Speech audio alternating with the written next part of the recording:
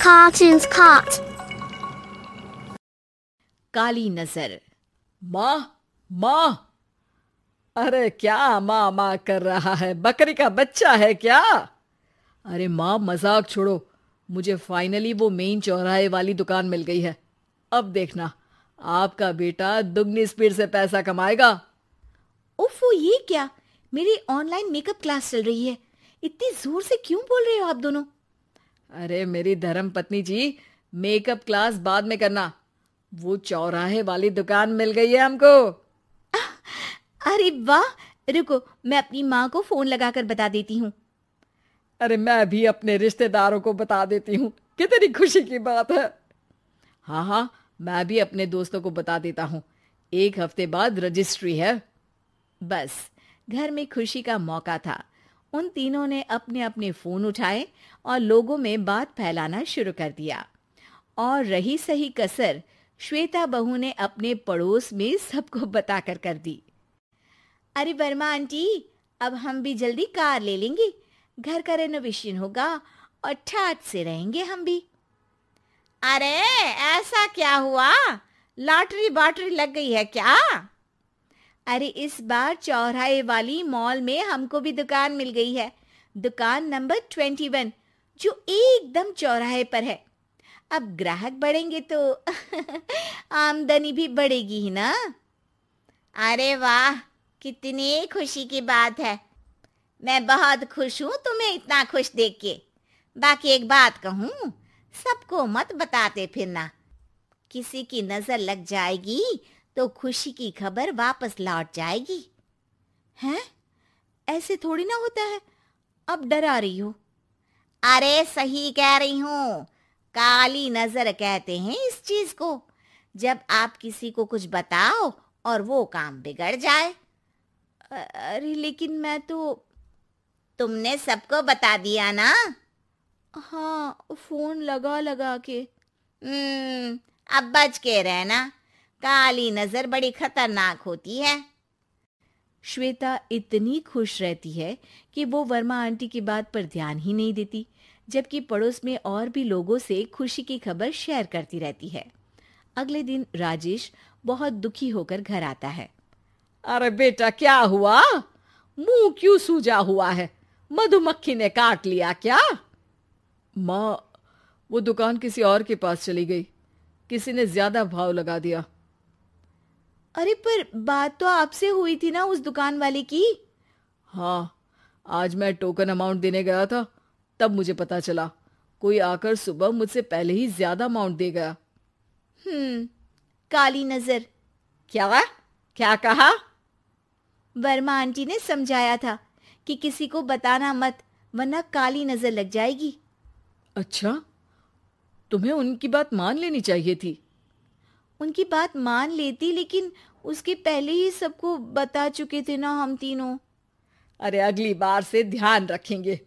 कोई भी नई चीज होगी तो किसी को नहीं बताएंगे। तीनों कुछ दिन ऐसे ही रहते हैं, पर एक दिन श्वेता को एक मेल आता है। राजेश, मेरा ऑनलाइन मेकअप कोर्स कंप्लीट हो गया। अब मैं खुद का पार्लर खोल सकती हूँ। अरे वाह, अपने मोहल्ले में ही खोलते हैं। ये जो घर के सामने दुकान है ना, वहीं। हाँ, यहाँ सस्ती भी मिल जाएगी। अगले दिन श्वेता वर्मा आंटी के पास जाती है, मिठाई का डब्बा लेकर। अरे आओ आओ, कैसे आना हुआ? जोर से नहीं बोलूंगी। वो सामने वाली दुकान है ना, वहां मैं अपनी पार्लर की दुकान खोलने वाली हूँ, उसकी मिठाई है। अरे वाह, बहुत बधाई हो तुमको। हाँ, मैं कमाने लगूंगी तो राजेश पर पूरे घर का बोझ नहीं रहेगा ना आंटी जी। ये तो है, पर ये बता कि तूने ये बात किसी और को तो नहीं बताई ना? अरे नहीं नहीं, पिछली बार गलती कर दी थी। काली नजर लगी किसी की और राजेश के हाथ से वो दुकान चली गई थी। सबको मत बताना। चलो मैं चलती हूँ, कल दुकान की बात करने भी तो जाना है। अगले दिन श्वेता दुकान के लिए मालिक से बात करने जाती है। अरे लेकिन दुकान तो हम कल रात को ही किसी को दे चुके हैं। कल ही? हाँ, कल ही।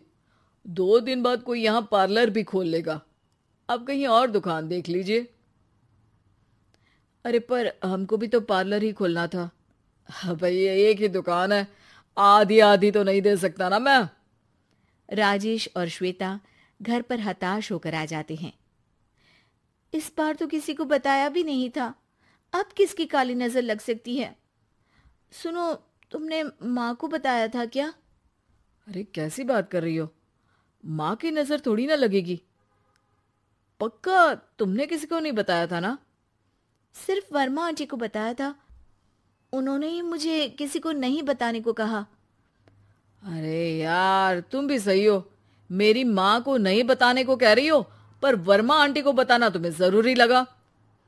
अरे वर्मा आंटी ने ही तो काली नजर के बारे में बताया था ना, वो हमेशा हमारा भला ही तो चाहती है। मेरी माँ भी हमारा भला ही चाहती है।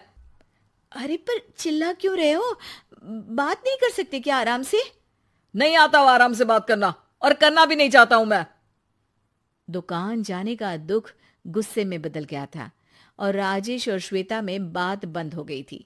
2 दिन बाद मोहल्ले में पार्लर का इनॉग्रेशन हुआ, जिसमें मोहल्ले के सभी लोगों को बुलाया गया, पर श्वेता, राजेश और माँ नहीं जाते।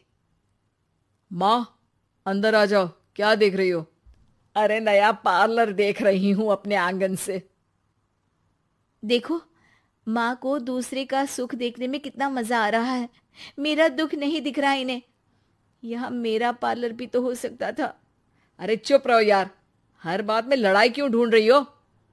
राजेश और श्वेता फिर बहस करने लगते थे। तभी माँ ने दोनों को बाहर बुलाया। अरे जरा देखो तो, दुकान चलाने वाले का बोर्ड पर नाम क्या लिखा है? श्रुति वर्मा। गाड़ी निकाले बेटा, हमें कहीं जाना है। काली नजर का इलाज कराने? राजेश अपनी बाइक निकालता है। तीनों ट्रिपलिंग कर रहे हैं। माँ राजेश को उस मॉल वाली दुकान पर लेकर जाती है जहां राजेश अपनी दुकान खोलने वाला था। यही दुकान लेना चाहता था ना तू? हाँ, पर इनको भी दुखी करने लेकर आई हो क्या यहाँ पर दुकान दिखाकर? वहां काफी नहीं था?